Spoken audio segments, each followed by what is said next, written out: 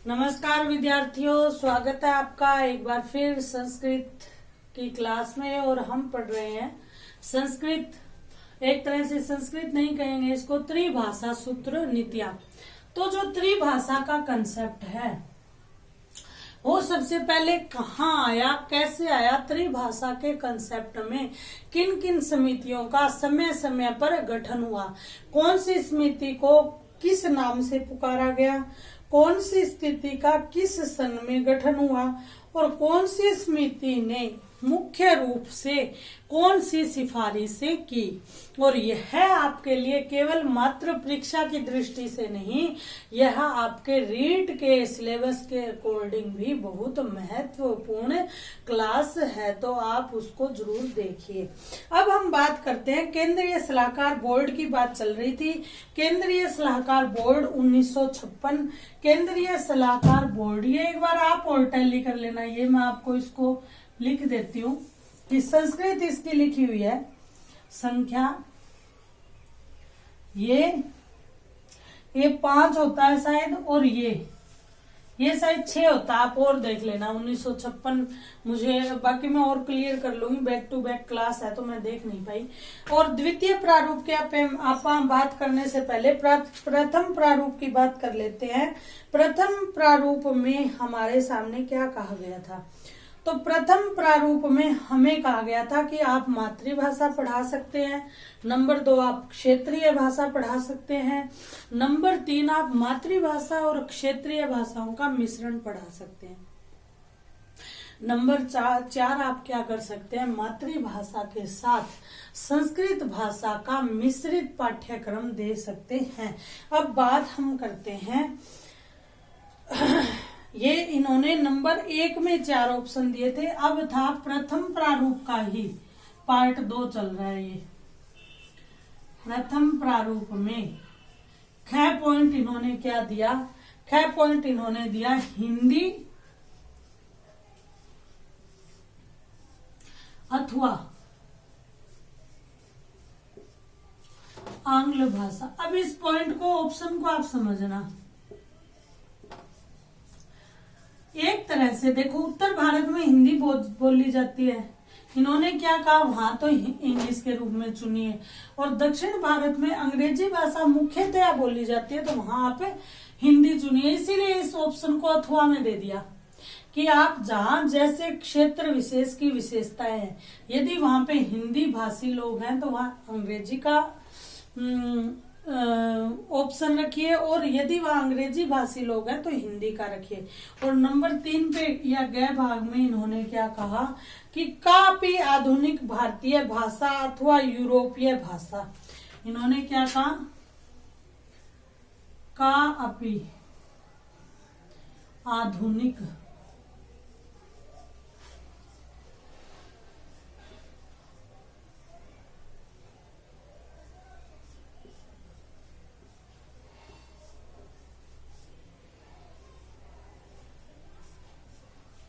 काफी आधुनिक भारतीय भाषा, या अथवा इन्होंने क्या कह दिया, यूरोपीय भाषा।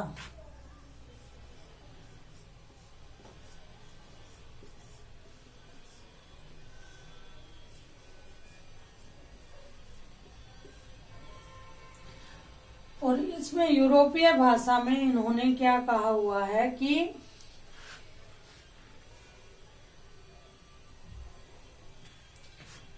आधुनिक भाषा के साथ आप यूरोपीय किसी भी भाषा का अध्ययन करवा सकते हैं। यह था पूरा प्रथम प्रारूप। अब हम बात करते हैं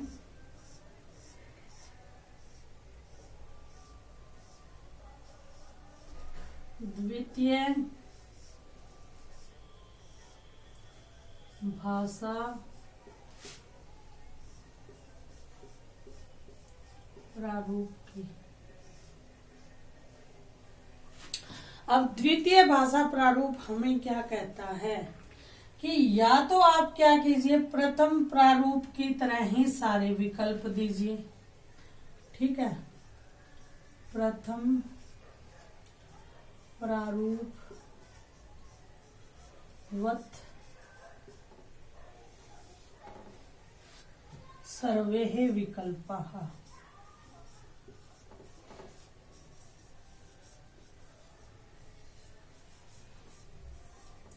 प्रथम प्रारूप की तरह आप सभी विकल्प दीजिए या।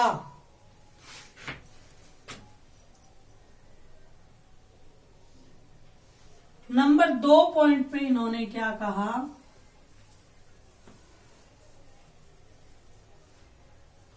ये इनका है पॉइंट नंबर 1। पॉइंट नंबर 2 पे ये क्या कहते हैं, आंग्ल भाषा अथवा अन्य का अपि, आंग्ल भाषा अथवा अन्य का अपि यूरोपीय भाषा। एक तरह से बात तो वही रखी है घुमा फिरा के, ठीक है। या फिर क्या है, हिंदी भाषा, किसके लिए, हिंदी प्रदेशों के लिए।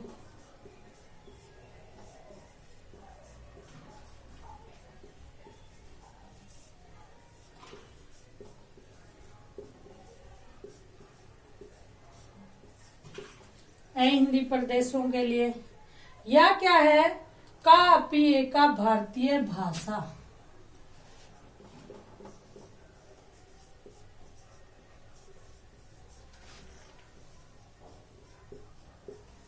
कोई भी भारतीय भाषा, किन के लिए, हिंदी प्रदेशों के लिए, हिंदी प्रदेशालय, ठीक है। ये किसकी सिफारिशें थी, केंद्रीय सलाहकार बोर्ड की। कब दी गई, 1956 ईस्वी में, ठीक है। 2 इन्होंने भाषा के प्रारूप दिए, लेकिन इन्होंने कौन सी, त्रिभाषा सूत्र ही दिया। 2 तरह से दिया कि 3 भाषाओं का अध्ययन हमें करवाना चाहिए। अब बात करते हैं संस्कृत आयोग की। स्पेशल इसका एक संस्कृत भाषा का भी आयोग बना था और नाम भी इसी भाषा के नाम पे था, संस्कृत आयोग।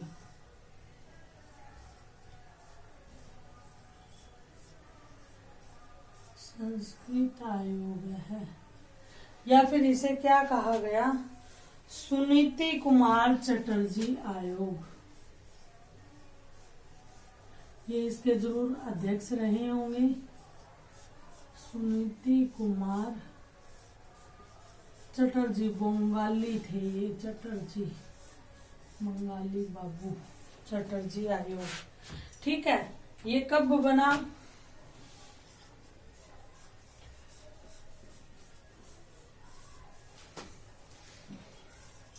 इसका जो समय है वो समय है 1956-57,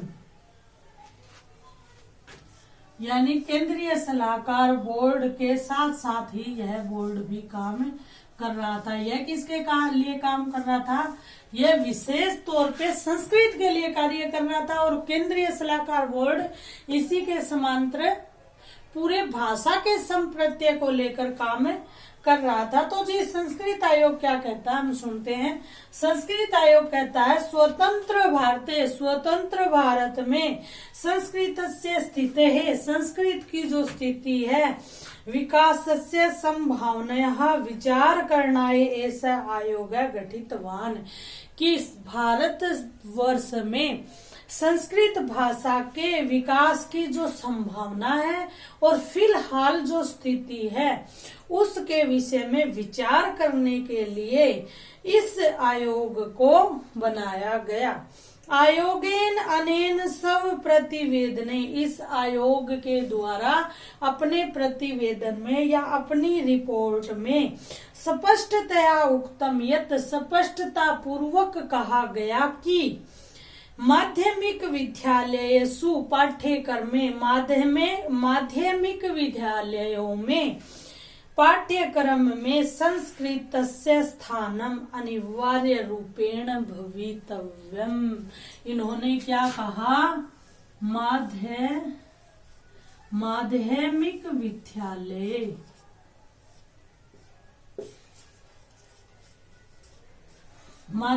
विद्यालयों में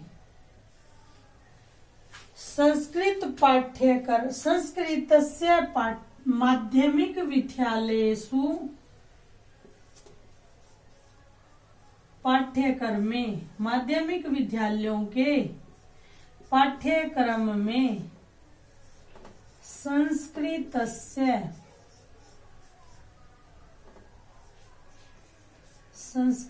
का स्थानम अनिवार्य रूपेण संस्कृत का स्थान अनिवार्य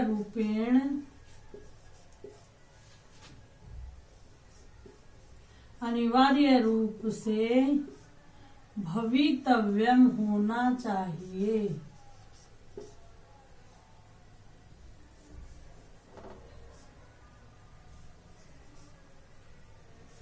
भवितव्यम होना चाहिए। क्या होना चाहिए? स्थान होना चाहिए। किसमें? माध्यमिक विद्यालयों में के पाठ्यक्रम में संस्कृत का स्थान अनिवार्य रूप से होना चाहिए। ये उसने अपने प्रतिवेदन में लिखा। संस्कृत आयोग के द्वारा माध्यमिक विद्यालयेषु भाषाणाम अध्ययनाय चतुस्रीणाम योजनानाम उल्लेख कृत। इन्होंने क्या किया? चतुस्रीणाम यानी चतुस्रीणाम योजनानाम, इन्होंने 4 योजनाओं का प्रतिवेदन में अपने क्या है रिपोर्ट में व्याख्यान किया। चतुस्रीणाम योजनानाम उल्लेख किया गया। उल्लेख कृत कत प्रत्यय का प्रयोग हुआ है, किया गया। ठीक है। ये 4 योजनाएं कौन कौन सी? इनको पहली, दूसरी, तीसरी, चौथी योजना के नाम से ही हम पढ़ेंगे कि प्रथम योजना क्या थी। अब एक बार आप इसको ध्यान से सुन लीजिए, ये इम्पोर्टेंट है क्योंकि ये स्पेशल संस्कृत के विषय में ही है।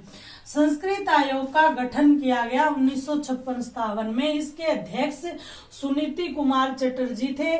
तो इस आयोग को सुनीति कुमार चटर्जी के नाम से भी जाना जाता है। इन्होंने क्या किया? स्पेशल अपने इनका पहली बात तो इनका गठन क्यों किया गया?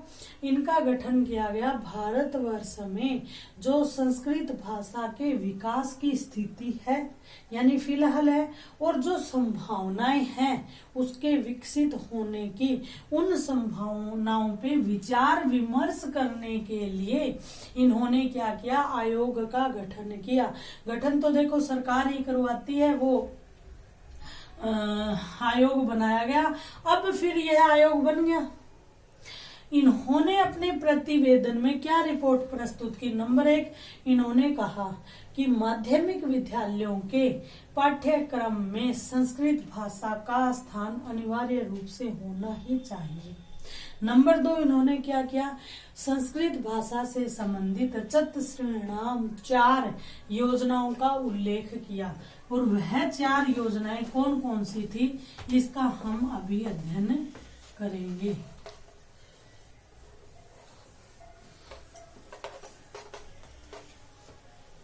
वह 4 योजनाएं कौन कौन सी थी? प्रथम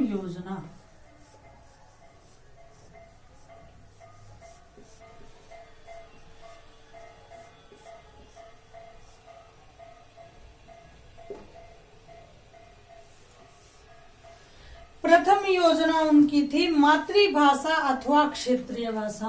ये जो अध्ययन हो वो किसमें हो?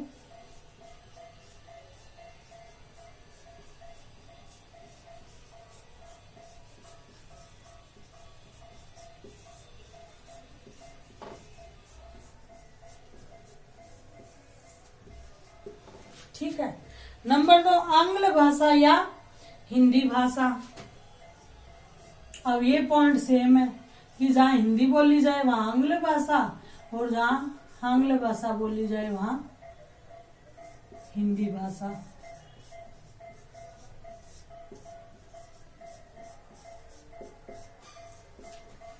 ठीक है। नंबर 3 क्या था? संस्कृत अथवा कापी अन्य प्राचीना भाषा।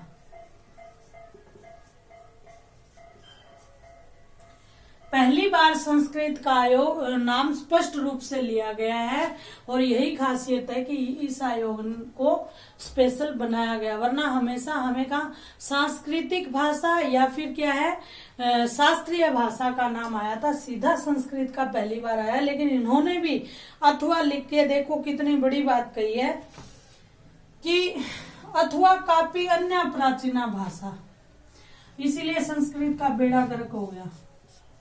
अथवा कापी अन्य प्राचीना भाषा। अब आप ये देखिए कि संस्कृत से प्राचीन कोई भाषा अब तक उपलब्ध नहीं हुई है, और संस्कृत के ही लोग संस्कृत के साथ ऐसा दुर्व्यवहार कर रहे हैं। और इसीलिए जो सबसे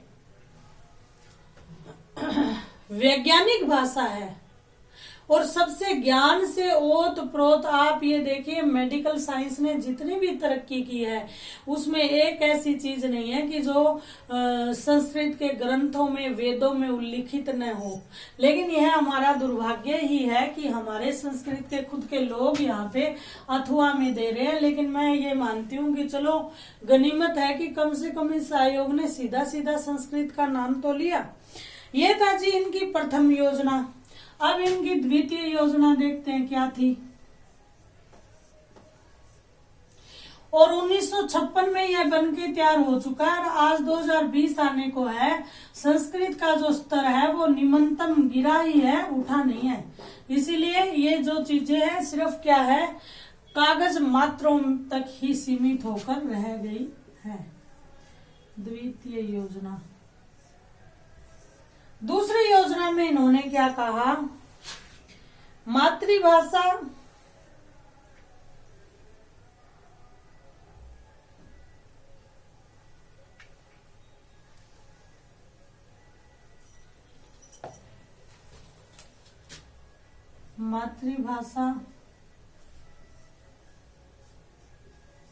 जहां मातृभाषा होगा वहां क्षेत्रीय भाषा ऑटोमेटिक आ जाएगी ऑप्शन में।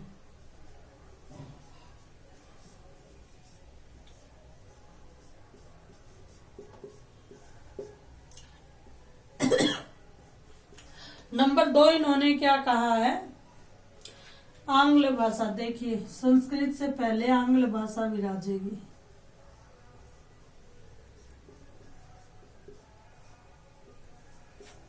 नंबर 3 हिंदी अथवा अन्य भारतीय भाषा।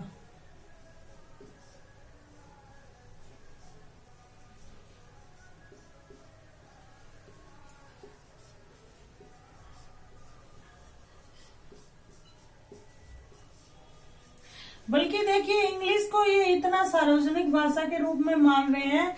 ये हिंदी है तो अन्य भारतीय भाषा, ये अन्य राज्यों के कंटेक्स्ट में है। क्योंकि आप अगर गौर फरमाएंगे, पूर्वी भारत ऐसा क्षेत्र है भारत का जहां पर हिंदी भाषी लगभग लोग नगण्य के बराबर है।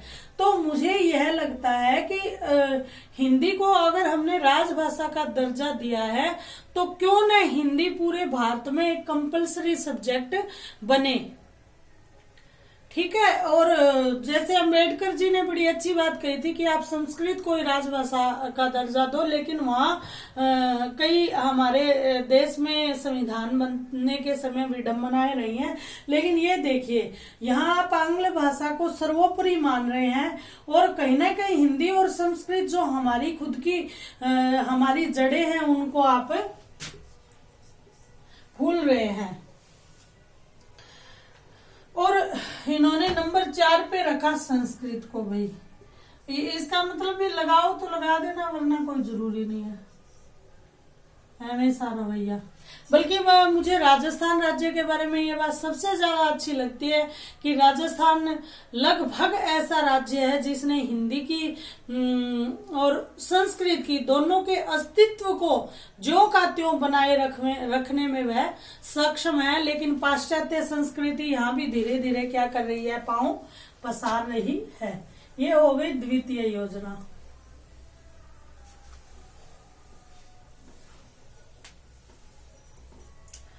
अब हम बात करेंगे तृतीय योजना।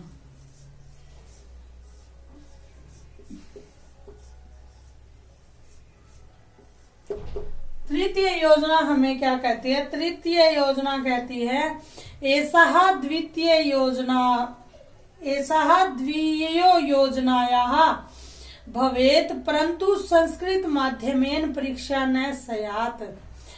ये दोनों ही योजनाएं हो सकती हैं, लेकिन क्या संस्कृत माध्यम में परीक्षा नहीं हो? नैव न ही संस्कृत विशेष्य अंकानां प्रभाव परीक्षा काले भवेत्। न ही संस्कृत के अंकों को परीक्षा के समय क्या हो, दर्शाया जाए। आयोगे नश्य योजनाया अनुशंसा न कृता। आयोग ने इस योजना की अनुशंसा नहीं की। कारणम अस्ति, कारण यह था कि अंकानां प्राप्त प्रभाव परीक्षा काले न जाते सति संस्कृतस्य उपेक्षा भविष्यति। कहा यदि अंकों को आप लागू नहीं करते हैं परीक्षा के समय तो संस्कृत की क्या हो जाएगी, अपेक्षा हो जाएगी। और चौथी योजना में उन्होंने कहा मातृभाषा या क्षेत्रीय भाषा या नंबर 2 पर आंग्ल भाषा और नंबर 3 हिंदी अथवा अन्य भारतीय भाषा अथवा हिंद्याः संस्कृतस्य च मिश्रित पाठ्यक्रम। हिंदी और संस्कृत का मिश्रित पाठ्यक्रम आप दीजिए। यह थी सुनीति कुमार चटर्जी आयोग की 4 सिफारिशें जिनको हमने पढ़ा। मिलते हैं अगली क्लास में, तब तक के लिए धन्यवाद।